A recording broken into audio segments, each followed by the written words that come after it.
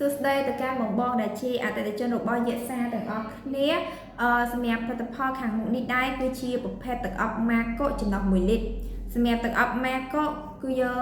ណែនាំទៅកាន់បងបងដែលគាត់បើកអាជីវកម្មបោកអ៊ុតឬមួយក៏បងបងដែលគាត់ប្រើជាលក្ខណៈគ្រួសារឬមួយក៏ប្រើនៅតាមផ្ទះអីហ្នឹងគឺគាត់អាចប្រើជាមួយនឹងប្រភេទទឹកអប់ម៉ាកូបាន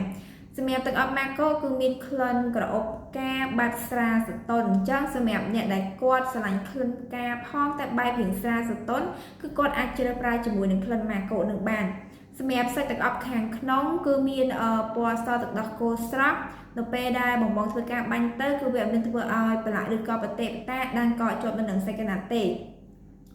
ហើយមួយវិញទៀតសម្រាប់ការប្រើប្រាស់គឺងាយស្រួលខ្លាំងមែនតើបងបងគ្រាន់តែយកប្រភេទទឹកអប់របស់យើងហ្នឹងចាក់ចូលទៅកាន់ដបបាញ់រួចហើយបងអាចធ្វើការបាញ់ទៅលើប្រភេទសាច់កណាត់ដែលមានសភាពស្ងួតល្អឬក៏ជាប្រភេទសាច់កណាត់ដែលបងបានធ្វើការអ៊ុតរួចហើយហ្នឹងក៏អាចធ្វើការបាញ់បានដូចគ្នាហើយពិសេស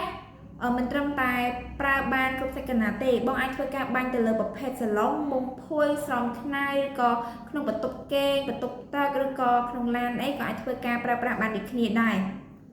បើនិយាយទៅលើក្លិនវិញគឺសម្រាប់ទឹកអប់ម៉ាកូជាប់ក្លិនចាប់ពី48ម៉ោងដល់72ម៉ោងងាយស្រួលក្នុងការប្រើប្រាស់ខ្លាំងមែនតើបងអញ្ចឹងសម្រាប់អ្នកដែលគាត់ចង់ប្រើផលិតផលដែលមានគុណភាពល្អផ្ដោតទៅលើក្លិនមានតម្លៃសមរម្យគឺគាត់អាចជ្រើសប្រើជាមួយនឹងទឹកអប់ម៉ាកូបានហើយមួយទៀតសម្រាប់បងបងដែលគាត់ជាអតិថិជនថ្មីឬមួយក៏គាត់អត់ដែលសាកប្រើផលិតផលទឹកអប់ម៉ាកូសោះប៉ុន្តែគឺគាត់ចាប់អារម្មណ៍ប្រើឬក៏គាត់ចង់សាកប្រើអីហ្នឹងគឺគាត់អាចធ្វើការស្វែងរកទិញនៅគ្រប់ផ្សារខាងយេសាបានឬមួយក៏អាចធ្វើការទិញទៅតាមផ្សារទំនើបនានាបានដូចគ្នាដែរសម្រាប់ទឹកអប់ម៉ាកូរបស់យើងគឺយើងមានលេខបាកូផលិតផល884ដែលជាផលិតផលនៅក្នុងស្រុកដែលបិទជាប់ជាមួយនឹងរូបឡាបេនទឹកអប់ម៉ាកូនឹងតែម្ដងហើយមួយទៀតសម្រាប់ទឹកអប់ម៉ាកូអ្នកដែលថាគាត់មានបញ្ហាក្លិនក្អៅផ្អួរចង់បាញ់បន្ថែមក្លិនក្អូបទាក់ទាញមានភាពជឿជាក់ក្នុងខ្លួនអីហ្នឹងគឺអាចជ្រើសប្រើជាមួយនឹងទឹកអប់ម៉ាកូបាន